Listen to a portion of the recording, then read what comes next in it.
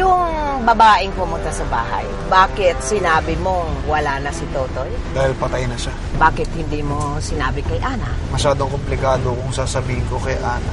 Basta ang importante, patay na siya. Bakit? Hindi ba po kayo natutulog? Inaalala ko si Cecilia eh. Bakit kailang ilipat siya sa ibang ospital? May nakita bang mas malubang sakit ng mga doktor sa kanya? Kasalanan ko lahat ng ito eh. Pabayaan ko yung apo ko. Bakit po ang dami-daming ginawa sa akin ng mga doktor kanina? Natakot po ako.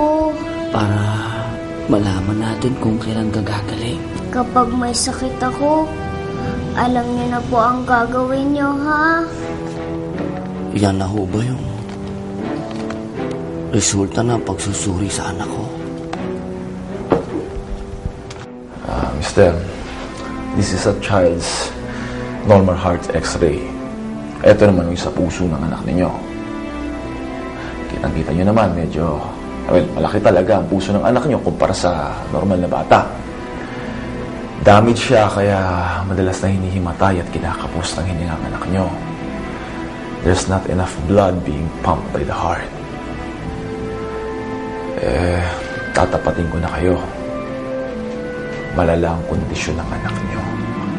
Kung hindi natin magagawa ng paraan, hindi natin magagamot kaagad, maaaring ikamatay niya.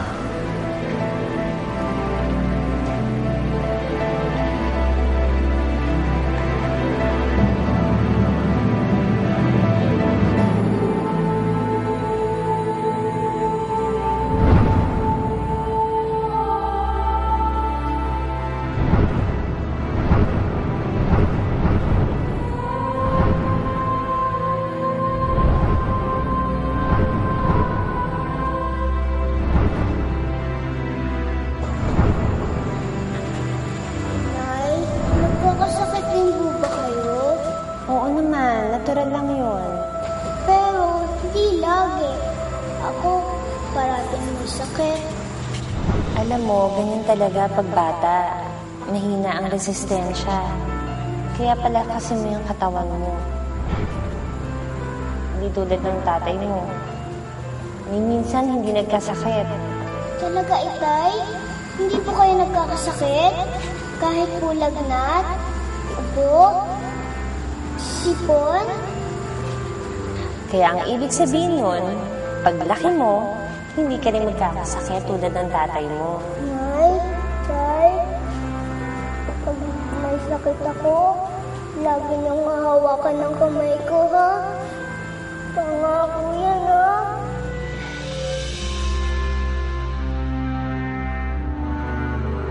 Tatapatin ko na kayo. Malala ang kondisyon ng anak niyo. Kung hindi natin magagawa ng paraan, hindi natin magagamot kaagad, maaaring ikamatay niya.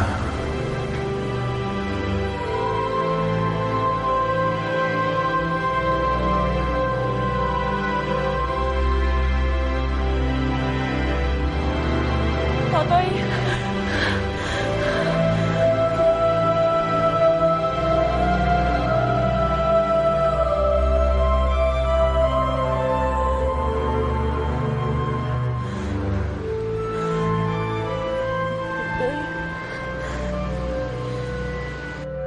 Inuulit ko, malala ang kondisyon ng anak mo. Kailangan niya ng heart transplant. Kung hindi, mawawala siya sa'yo.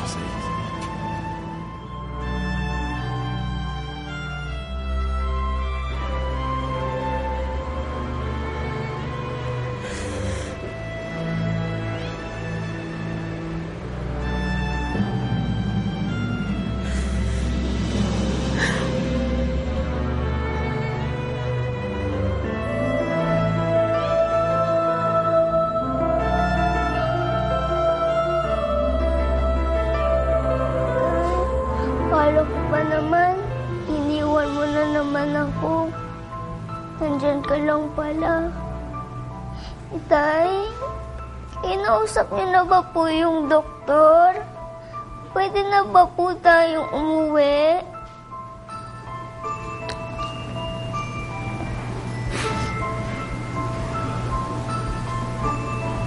Hindi pa, anak. Dito muna tayo. Itay, Malala ba ang sakit ko?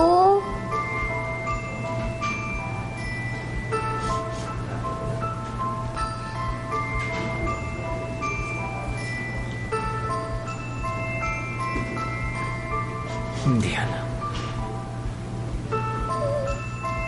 Pero lagi akong nahihilo. Nahihirapan akong huminga. Tapos ipinapapasok ako sa malaking makina. Tapos hindi niyo pa ako inuuwi. Pero mas gusto ko na po yung ganito. Kahit may sakit ako, kasama kita.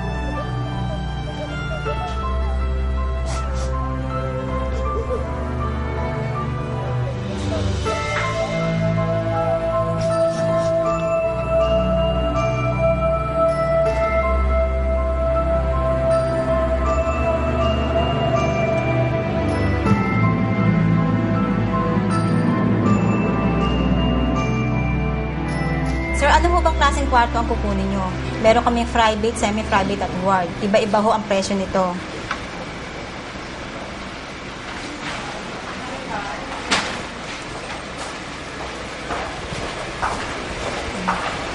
Sir, ano ang klaseng kwarto? Totoy, ako na lang. Ma'am, sa ward lang ho kami. Hindi ko kasi kaya ng pasyente ng pamilya eh. Meron na ho ba kayong health insurance para ho pang-cover sa gagastusin ng pasyente?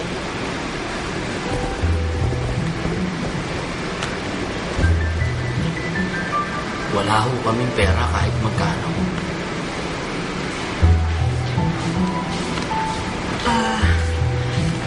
Pasensya ho, ma'am. Sana ho maintindihan niyo. Gusto lang ho namin maoperahan yung bata. Kailangan lang ho kasi talaga eh. Naiintindihan ko ho kayo, pero hindi ho ako ang magde-decide nito. Saan ho kami makakahingi ng tulong? Usual case, dahil ng probinsya, kailangan ng tulong.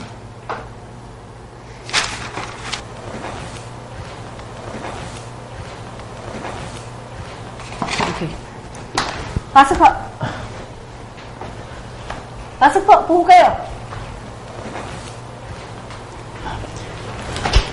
Pasensya na ho kayo at ngayon ko lang kayo naharap. Maraming kasi ako ginagawa eh. Anyway, Mrs. Hindi po ako asawa ni Totoy. Patay na po ang ina ni Cecilia. Kaibigan lang niya po ako. Pasensya na po. Mister, na-i-brief na ho ako. Hindi daw ho ninyo kayang tustusan ang operasyon ng bata?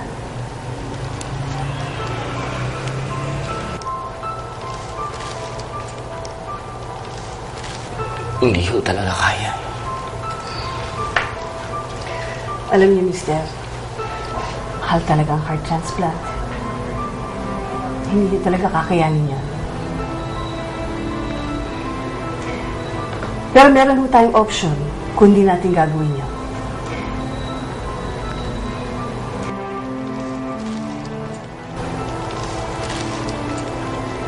Ano po yung pwede nating gawin kung hindi natin siya o-operahan? Pwede ko siyang bigyan ng medication para mabawasin nararamdaman niyang hirap sa paghinga at tsaka yung pain na nasa puso niya. Bibigyan mo namin siya ng gamot.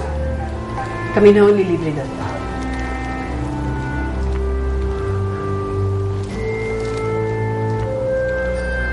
Gagaling mo siya doon.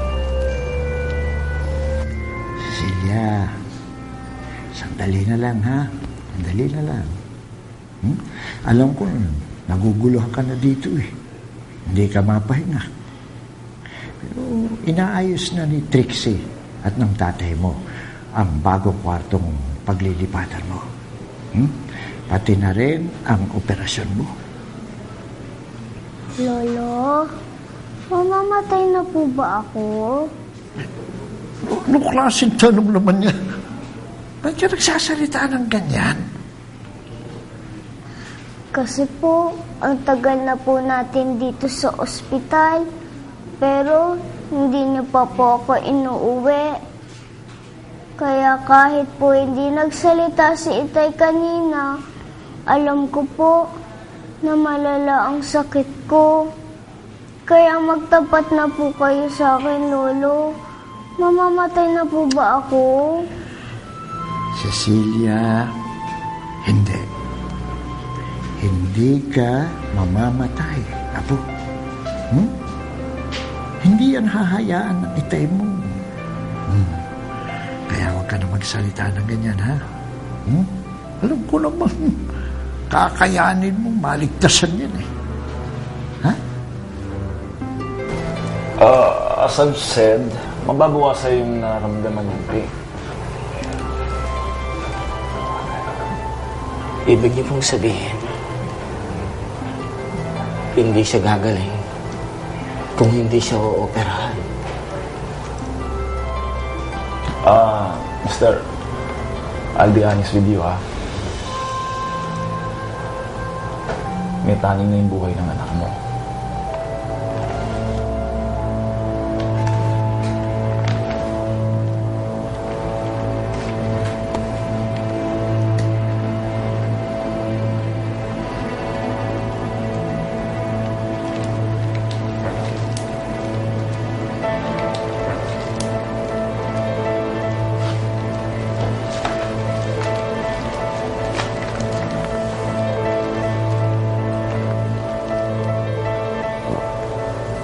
Ilang taon na ngayon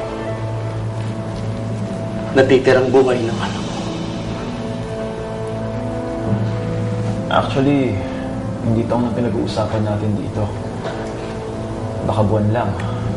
O baka weeks. Weeks lang posibleng mawala sa yung anak mo.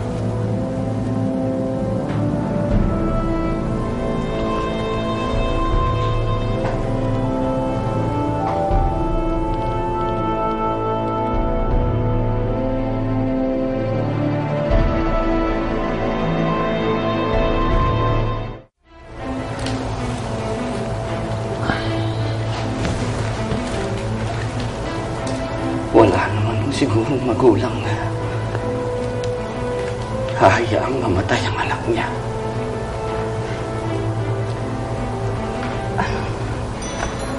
Pero mister, wala naman kayong 3 milyon para pambayad sa operasyon. Anong magagawa natin? Kung wala akong pambayad, hindi ko gagamutin ang anak ko. Mister, ginagamot ni doktor ang anak ninyo. At patuloy niyang gagamutin. Pero mister, hindi talaga namin kaya i-cover ang 3 milyon. Masyado mahal.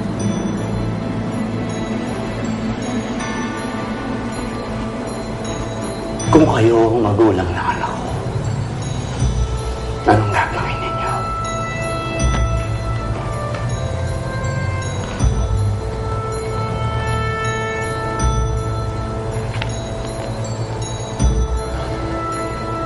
Itutuloy ko yung heart surgery. Hindi ko bababayaan na mamatay ang anak ko.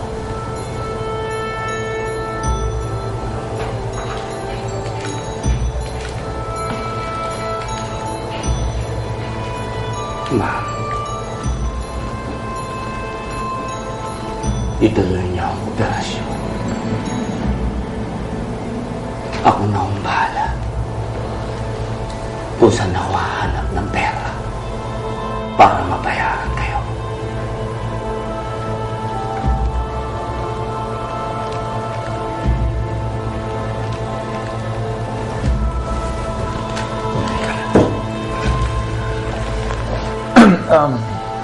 Actually, Miss, meron kaming social service unit dito. Pwede nyo silang lapitan. Meron silang pondo para sa mga katulad ninyo. Sige ho, Doktor. Saan ho ba namin mahahanap yung social service unit niyo? Sa information na lang para maturo sa exact location, ha? Sige ho. Salamat.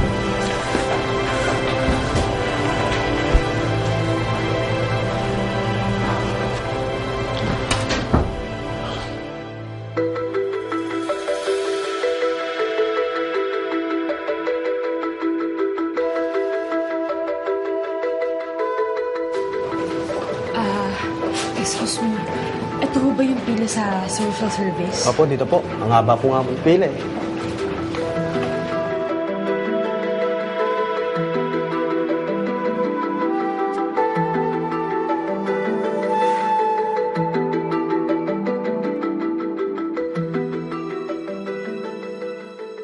Pasensya na kayo at inahala tayo ngayon. 5 lang ang taong kailangan namin. Boss, ba't 5 lang, boss? Hindi ikaw. Boss, ako! Hindi ikaw! Yung naka-blue. Ikaw! Boss Ruben! Hindi ikaw! Ikaw, kasama ka. Sama ko kami, boss! Ako, boss! Boss! Boss Ruben! Kailangan ko pera, boss! Basta! Boss, ganun na anin, boss! 5 lang! Boss, paano naman ho kami? Boss! Sige na.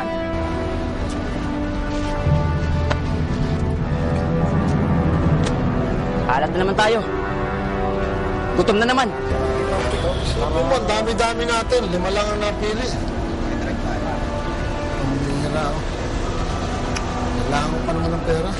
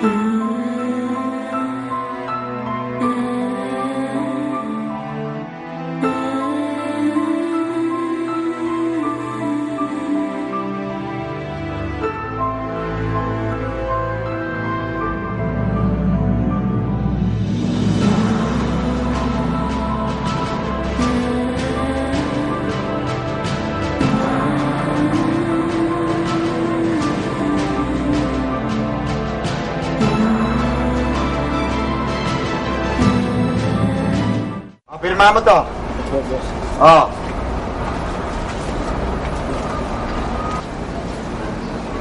Sa'yo, Temi, magkano?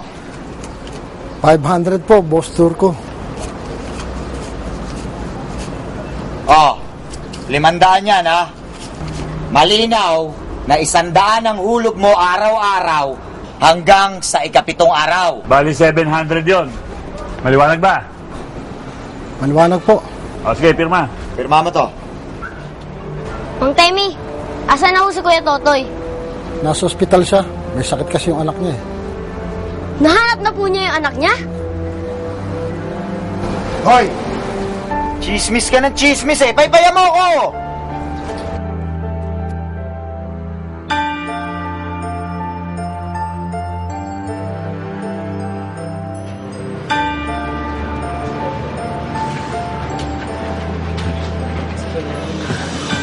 Mama, kanina pa ho kami dito ah.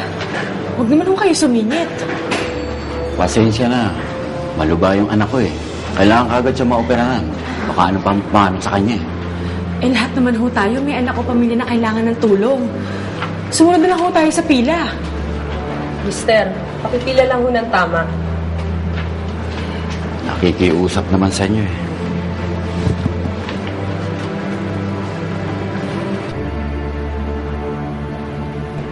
Tapang mo ka. May problema ka, Mama. Babae ka lang. Lalaki ka lang.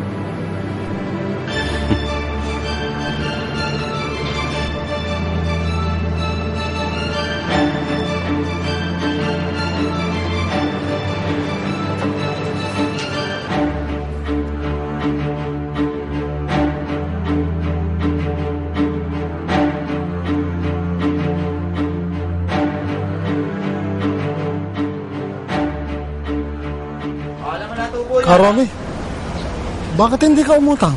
Alam ko namang kailangan mo ang pera eh. Ikaw talaga, Temi, hindi kita maintindihan eh.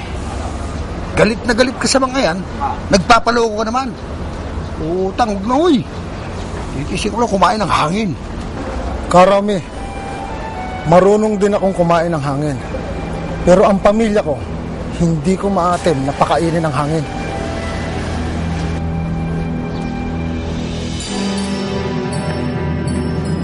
Mister, magagawa natin ng paraan ang billings ng anak ninyo dito sa ospital. At mapapakiusapan ko rin ang surgeon at oncologist ng anak ninyo na bigyan kayo ng discount. At dahil charity ward nga ito, libre na rin ang kwarto ng anak nyo. Pero, yung ibang gastos na katulad ng gamot at iba pang fees, hindi na namin masasagot yon.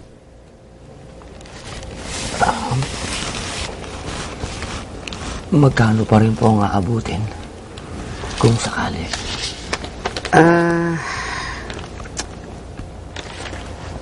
Mga between 1.8 to 2.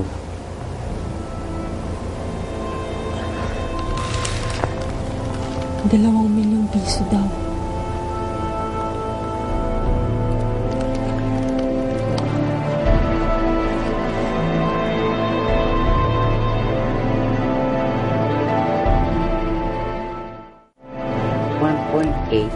to 2 million pesos.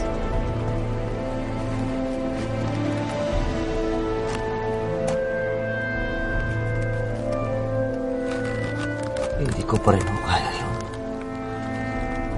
Masyado pong malaki.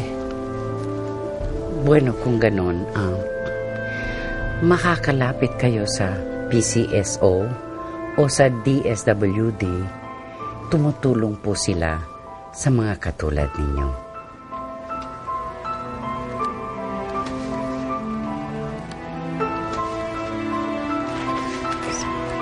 Excuse me.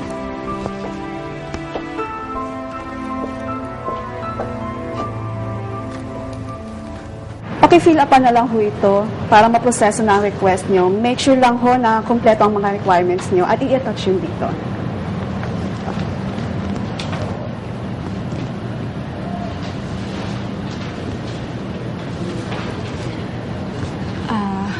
Totoy, pila tayo.